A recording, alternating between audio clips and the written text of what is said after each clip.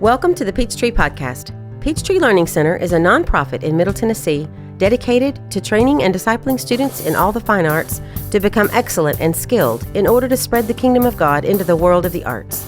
On this podcast, we will discuss topics designed to encourage, uplift, educate, and equip people to proclaim the kingdom more deeply in their own families and communities. Welcome back to Peachtree's podcast. We hope you've been here before, and we're very excited to bring you this episode of an interview I'm doing with Jolina Petersheim, who's a guest at our Readers Writers Workshop in a couple of weeks. And it's going to be a beautiful day of talking about creativity and listening to authors talk about how they got into their gift. And today I wanted to bring Jolina in to talk about that a little bit. So welcome, Jolina. Thank you for having me. Thank you for being here. I'm thrilled that you're part of our Peachtree community because you have 4 beautiful girls that we get to enjoy seeing every week. One not in classes yet, but you have a beautiful family, and I've loved watching you bring your family here and be just a sweet presence. And your girls are darling and precious and very loved. But I also have loved discovering this other part of you that's this whole huge component of being a writer, and a very skilled writer. I'm very much a fan of the way you describe things in your books, and the characters that you draw are very real. So I want to hear you talk a little bit about how that got started for you. What did that look like in the beginning? I was very young when I just fell in love with the written word. Someone gave me the Anne Green Gables series by Ella Montgomery, classic series. I think it's a set of 8. And I started just reading them, and she had Redmond College and all these different experiences and became a writer and just a very prolific imagination. Mm-hmm. And I just thought, man, I could do this when I grow up. I could become a writer. And I just, from absorbing the written word, I just wanted to write. And I think those things are very compatible. Like, you have to read in order to write. And so one of the best things I can tell parents is just to give your kids good quality literature. And from that, it'll produce naturally an ability to compose.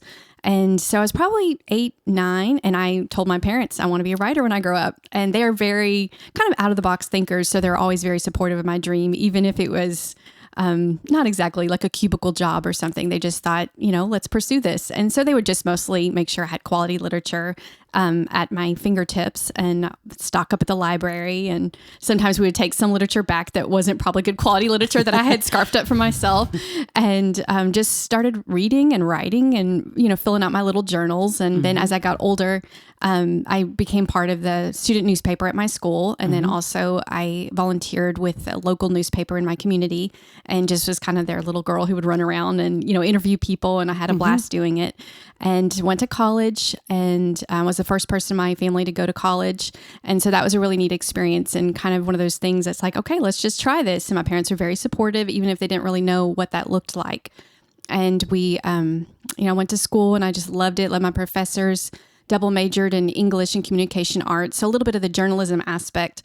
But with English, it was really gave me a sound foundation with quality literature, and then also composition, of course. But the journalism at that point, anyway, was inverted pyramid style, so very black and white, not a lot of descriptions. They make it inverted pyramid so they can lop off the bottom and make it still fit in a newspaper format. And now it's mostly scrolling, so that space isn't as confined, but I was like, I really don't think this is me, because the editor would go through and chop. And I was like, I think I'm more of a novelist than a journalist. So I kind of reverted back to my original plan as a young girl. And I got married to my husband in 2008. And we moved kind of in this area. And I just, kind of a little bit lonely, didn't know a lot of people, and didn't have a large community to kind of plug into. And so I started writing a story.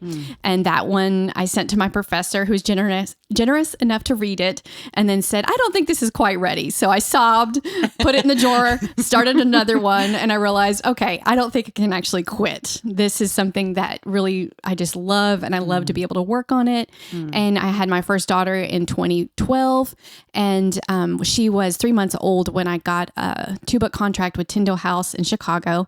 And I was 26 when it was published. It's called The Outcast. And it's a modern retelling of the Scarlet Letter set in an older Mennonite community in Tennessee. Oh, wow. And then The Midwife, which we were talking about earlier. Yes. And The Alliance, The Divide, and then How the Light Gets In. Yes. So those are 5 novels that I released while also having my children.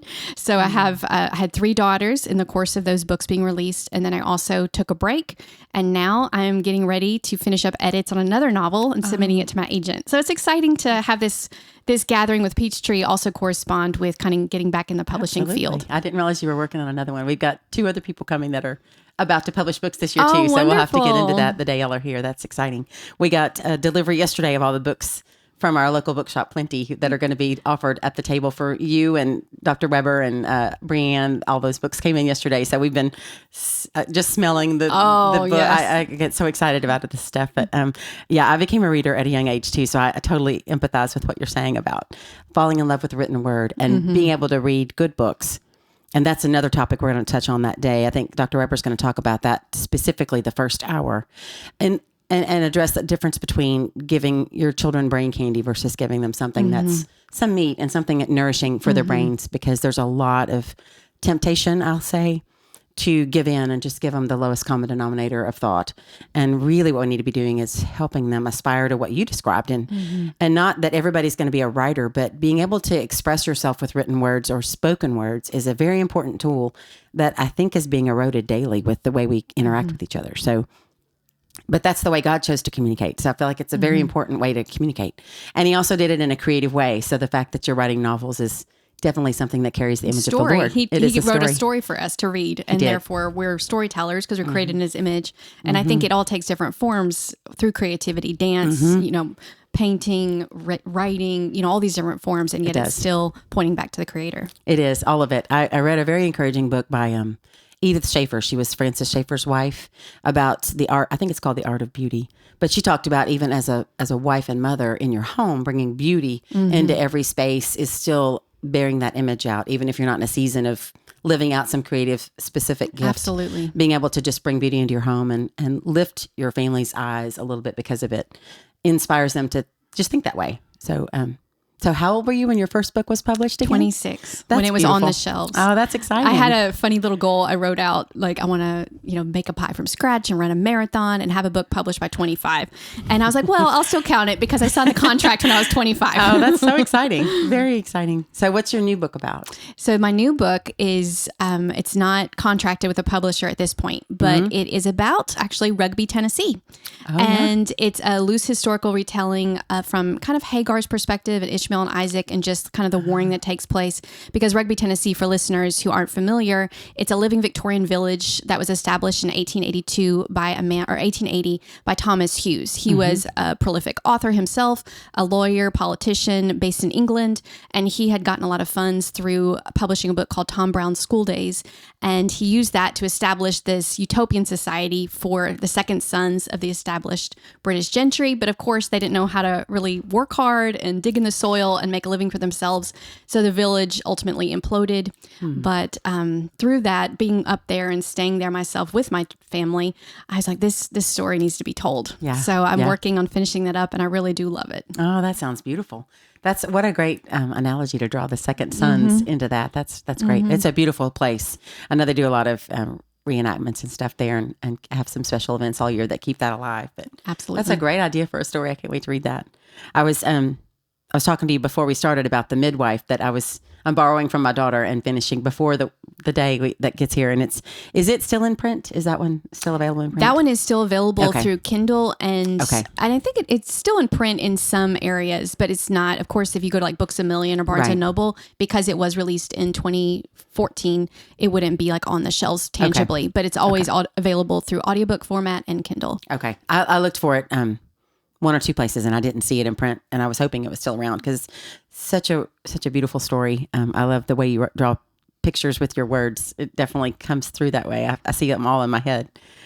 So tell us a little bit about your background before that. You said you went to college. Where did you end up going to college? I went to University of Cumberland in Kentucky. Okay. So I was Tennessee raised, born and raised, actually born in Pennsylvania, moved to Tennessee, but raised in Tennessee. Okay. And so I went to Kentucky, not too far away, but far enough that I couldn't just head home, for a weekend. And I really loved that. And I loved being in the country still. And my professors were wonderful. And I had a wonderful experience there. And then you met your husband after college? After college, we actually met at church years ago when I was just 15, but we didn't date until I was almost 20. Okay. And so we held off. You know, at that point, I thought I was so grown up, and I really wasn't, but I felt like we waited a really long time to start dating. It felt like a long time. We got married when I was 22 once I had graduated. That's beautiful. What a precious thing. Thank you. So another topic we're going to talk just briefly about the day of our workshop. I'm going to get you each to touch on a little bit. I think every person there that's old enough has been writing alongside being a parent and raising a family. And I love the fact that both of those wheels are in full bloom right now in your life. And I know they are with Dr. Repper too. She's talked about that. She's got all 4 of her children still at home, but she's been writing all this time as well. And there's a lot to that, but also I think there's a grace over that, I believe. And I believe it's really important for our children to see us be productive and still walk in the gifts we've been given and not put everything on suspension. Although it's great to take seasons off and do things for a while, it's also good for them to see that mom and dad are fully formed humans and they don't stop life when they come along. So we're going to talk about that a little bit that day too. And then we're going to take questions at the end for the last hour or so. So who knows where all that will lead us, but I know there'll be some anointed moments in that too. So, okay, so we are excited to wrap this up by saying, come join us that day and hear more from Jolina and more from all 4 of our other authors. We still have some seats available. It's 2 weeks from tomorrow. So we're getting ready. We're in the throes of bringing together things that'll be very exciting to share. We'll have some fun things here from 2 different Instagram shops that several of us love. One is called Sweet Sequels and one is called Kindred Spirit Books. And they're both sending boxes of stuff. They're from far away and can't get here, but they're sending us stuff to sell on their behalf, which is a lot of fun. And then we'll have some moments. We'll have a break in the middle when all the authors can take time to mingle and get some coffee and tea and sign books if you want to and that kind of thing. So it's going to be a lot of fun to have everybody here. But I'm so thankful that you're here and going to be part of it, Jolina. I'm absolutely thrilled and I can't wait to meet everyone. Yeah, we're excited about it. Thanks for sharing your day with us. Thank you so much for joining us today. To support this podcast, please go follow us on your podcast platform of choice. And if you're interested in knowing more about the work of Peachtree, please go visit our website at peachtreelearningcenter.com for more information.